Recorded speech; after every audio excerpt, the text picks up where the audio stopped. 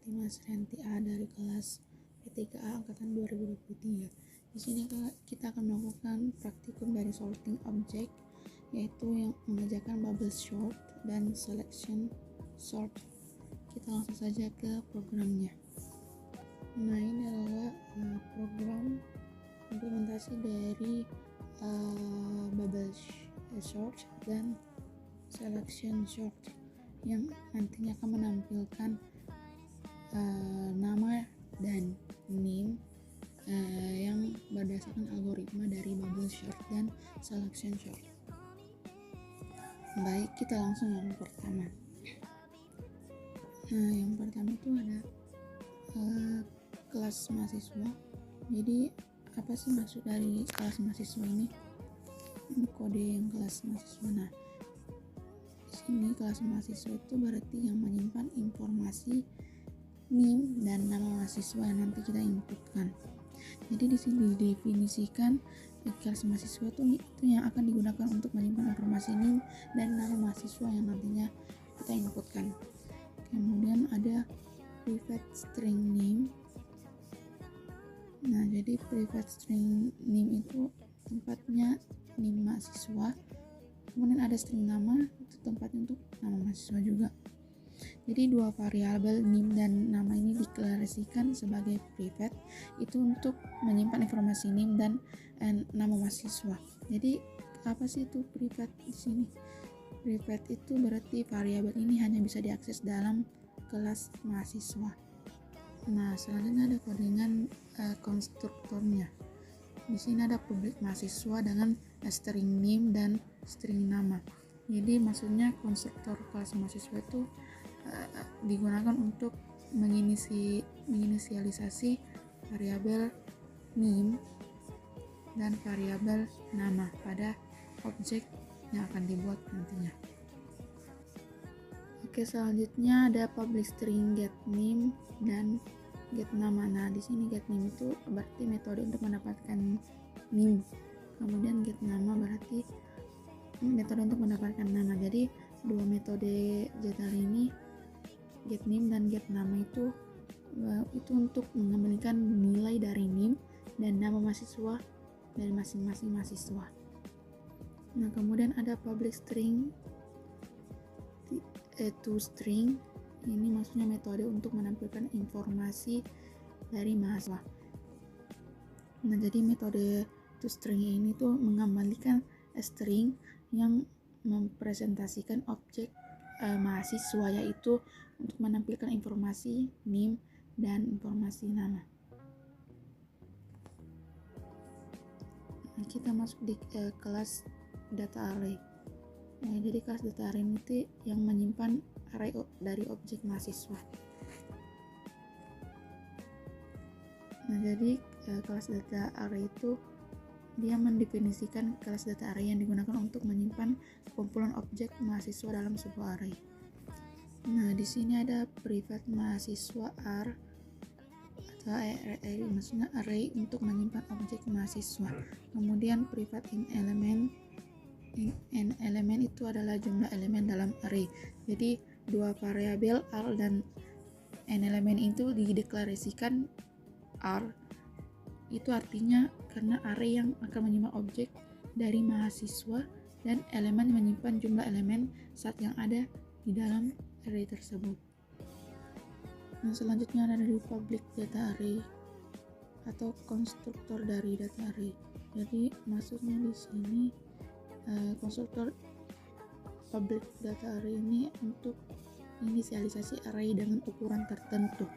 Jadi konstruktor ini tuh maksudnya menerima parameter max. Di sini ada max. Itu untuk menentukan ukuran array. Lalu menginisialisasikan R, ini kan R dengan ukuran tersebut dengan menyetel sistem n elemen menjadi 0 karena array itu awalnya 0 atau kosong. Nah, di sini public void insert itu adalah metode untuk menambahkan objek mahasiswa ke dalam array. Jika array belum penuh, di sini jika array belum penuh, maka objek mahasiswa itu disimpan di posisi elemen. Nah, di sini elemen itu ditingkatkan. Kemudian jika array penuh, nah pesan error itu akan ditampilkan.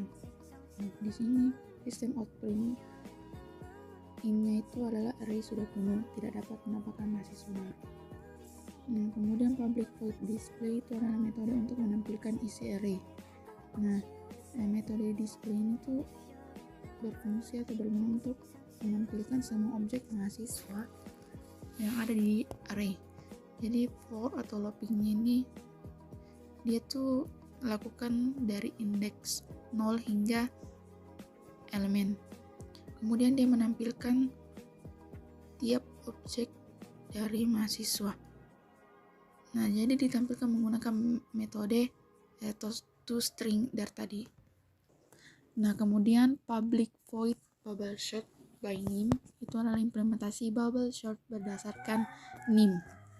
Nah, jadi metode bubble sort by name ini itu mengimplementasikan algoritma bubble sort untuk mengukurkan array berdasarkan name mahasiswa secara alfabet.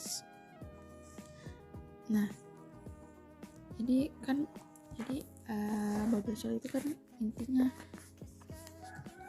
carakannya tuh dia menggeser ke kanan dan ke kiri. Jadi misalnya nilai sebelah kiri itu lebih besar dari nilai sebelah kanan, maka nilai di sebelah kiri itu akan bergeser ke kanan, dan nilai yang tadinya di posisi kanan itu akan bergeser ke kiri. Nah, jadi ada proses bergeser namun hanya bersebelahan saja. Nah, itu adalah pengertian dari atau ini analogi dari bubble sort. Nah, ini tuh adalah codingan dari bubble sort, implementasi bubble sort berdasarkan name. Nah, setelah bubble sort tadi ada lagi public void selection sort by name. Nah, ini adalah metode implementasi selection sort berdasarkan name, diikuti dengan for, loopingnya, kemudian loopnya. Nah, definisi selection sort itu kayak itu tuh dia langsung mengambil nilainya. Jadi misalkan di sebelah kanan itu ada nilai yang lebih kecil dari nilai di sebelah kiri. Nah, nilai yang di sebelah kanan itu langsung kita ambil untuk ditempatkan di sebelah kirinya nilai yang lebih besar tadi atau nilai yang sebelumnya. Jadi itu adalah definisi dari selection sort. Dan ini tuh adalah program implementasi selection sort berdasarkan name. Kemudian setelah name itu ada berdasarkan nama. Ini adalah program untuk implementasi selection sort berdasarkan nama. Di sini ada min indeksnya, jadi itu tuh update indeks jika ditemukan nama lebih kecil. Nah, kita masuk di kelas utama data array. Jadi public class data array, kelas utama dari data array. Nah, di sini ada public static void main string, itu maksudnya dilanjutkan dengan data array-nya. Jadi di sini maksudnya itu membuat objek data array dengan ukuran 10 elemen atau maksimal 10 elemen. Nah, membuat objek data array dengan kapasitas 10 elemen. Nah, di sini saya menambahkan 5 objek mahasiswa ke dalam array data array dengan memanggil metode insert. Nah, jadi insert, kemudian saya menambahkan name dan nama yang tidak berurutan. Kemudian lanjutkan dengan sistem out. Nah, jadi di sini tuh untuk menampilkan isi array sebelum pengurutan. Di sini ada katanya isi array sebelum pengurutan berdasarkan name. Kemudian dilanjutkan dengan data array bubble sort by name. Untuk melakukan pengurutan dengan bubble sort berdasarkan name. Kemudian lanjutkan dengan sistem outprint in, itu menampilkan isi array setelah pengurutan dengan menggunakan metode algoritma bubble sort. Nah, selanjutnya data array selection sort by name. Dan di sini melakukan pengurutan dengan selection sort berdasarkan name. Kemudian ada menampilkan isi array sebelum pengurutan berdasarkan selection sort. Yang terakhir itu adalah menampilkan isi array setelah pengurutan dengan selection sort berdasarkan nama. Akan run.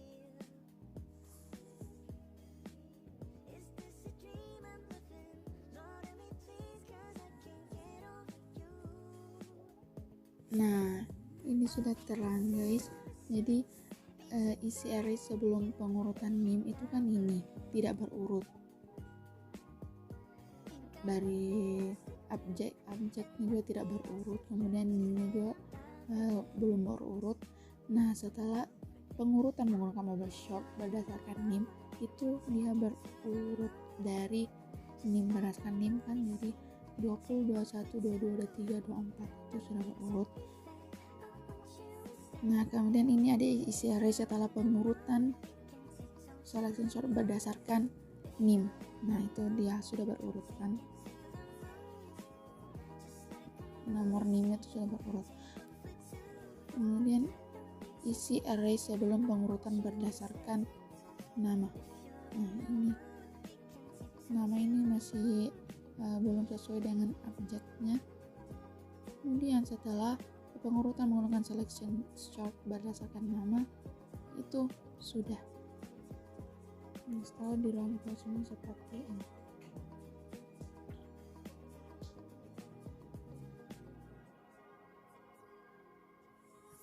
Oke.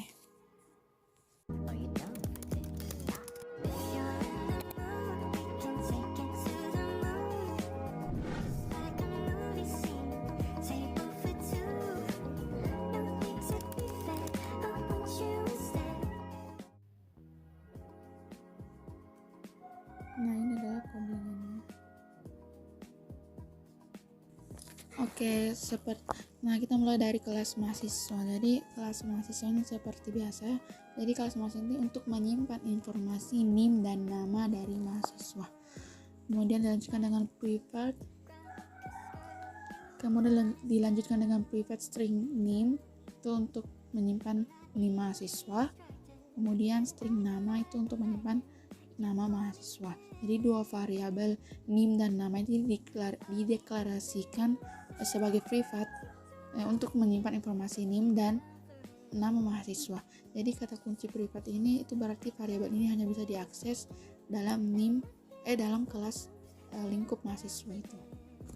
Kemudian public mahasiswa, di sini ada string nama dan string NIM. Dilanjutkan dengan metode untuk mendapatkan NIM yaitu dengan public string get name. Nah, jadi di sini ada get name lalu get nama. Jadi dua metode getter ini tuh get name dan get nama itu disediakan atau ada itu untuk mengambil nilai name dan nama dari objek mahasiswa. Kemudian public string to string itu adalah metode untuk menampilkan informasi dari mahasiswa. Jadi metode toString ini tuh untuk mengoverage itu metode bawaan dari toString dari kelas objek dan mengambilkan representasi string dari objek mahasiswa berupa informasi NIM dan nama. Kemudian kita masuk di kelas data array.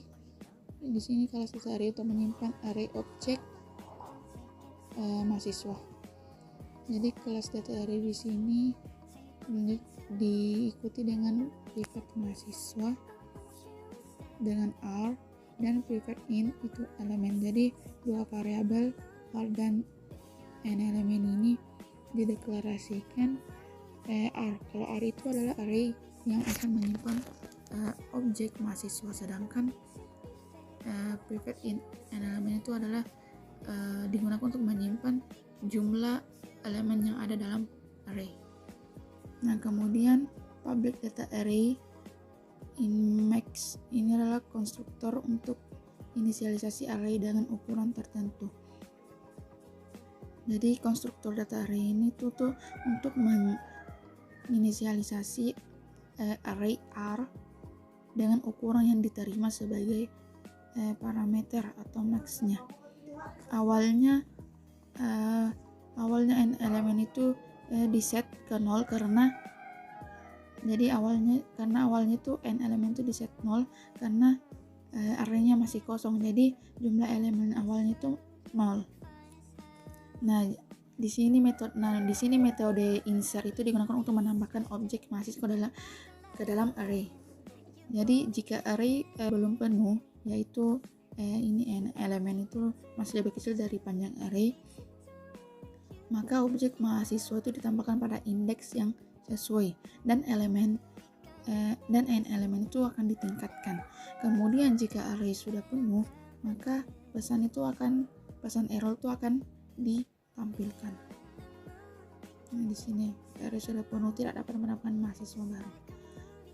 Selanjutnya metode public void display. Ini metode untuk menampilkan isi array.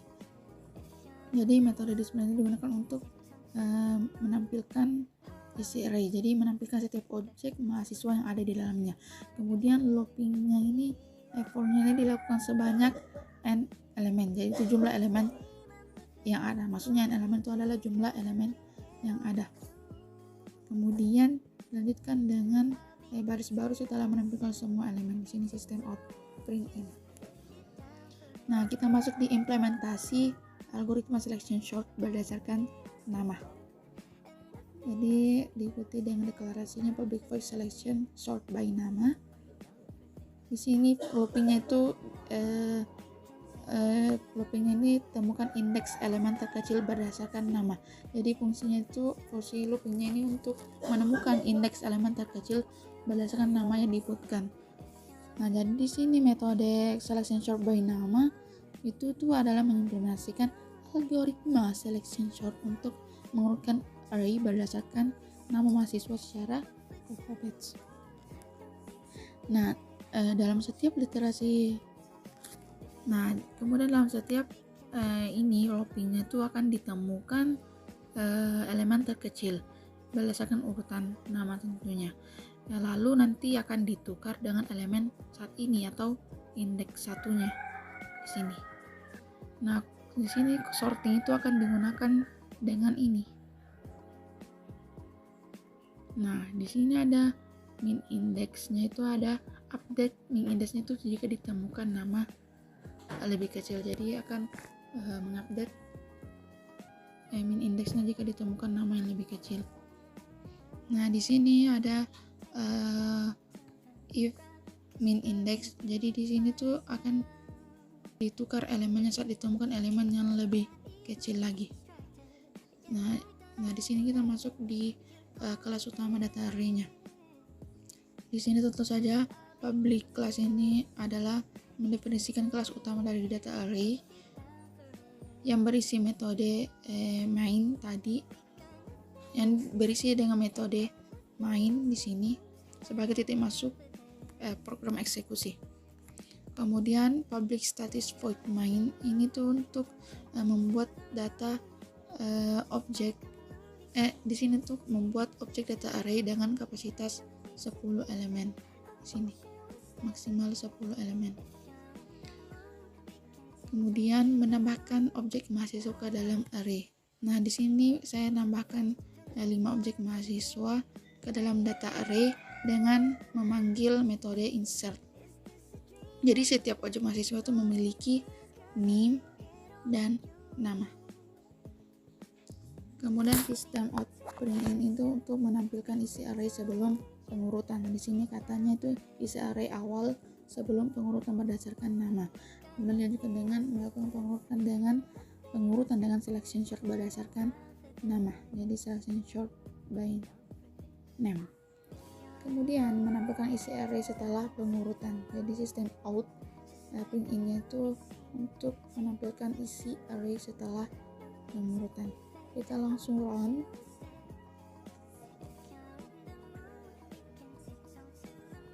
Nah, ini adalah hasil output setelah di run. Jadi isi array awal itu sebelum pengurutan berdasarkan nama itu kan ini belum sesuai objek. Kemudian setelah pengurutan menggunakan selection sort berdasarkan nama itu sudah berurut sesuai alfabet. Jadi yang pertama D, yang tadinya 3, dan seperti itu hasil dari selection sort berdasarkan nama. Nah, kemudian algoritma insertion sort by name. Nah, di sini adalah metode dengan menggunakan algoritma insertion sort by name. Nah, di sini kita gunakan insertion sort berdasarkan nama dengan menggunakan compare to ignore case. Nah, kemudian di sini masuk ke metodenya dengan menggunakan main sebagai eksekusi awal. Nah, di sini saya menambahkan objek mahasiswa ke dalam array. Di sini saya menambahkan 5 objek mahasiswa data array dengan memanggil metode insert. Kemudian diikuti dengan nama mahasiswanya. Nah, kemudian sistem out print in itu sebelum sorting Nah, di sini sistem out print in itu sebelum sorting berdasarkan nama, kemudian nanti menggunakan insert sort berdasarkan nama. Ada setelah insert sort berdasarkan namanya. Nah, jadi langsung saja ke dengan hasilnya. Gunakan nama dan diakhiri dengan data display dan insertion shotnya itu diakhiri dengan menggunakan sistem out print in. Ini setelah melakukan insertion shot berdasarkan nama. Jadi ini definisinya dari jadi begini, definisinya dari insertion short itu adalah ambil, pindah, kemudian masuk. Jadi insertion short itu kan kayak begini definisinya tuh, dia ambil, pindah, kemudian masuk.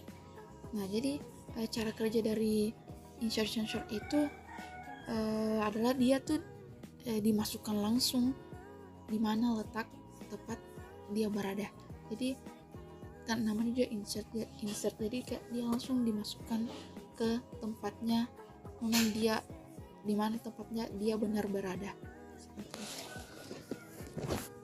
Nah, mungkin itu saja program praktikum dari saya, Nur Fatimah Asyanti. Saya undur diri. Assalamualaikum warahmatullahi wabarakatuh. Jika ada kata yang kurang dimengerti atau kurang dipahami,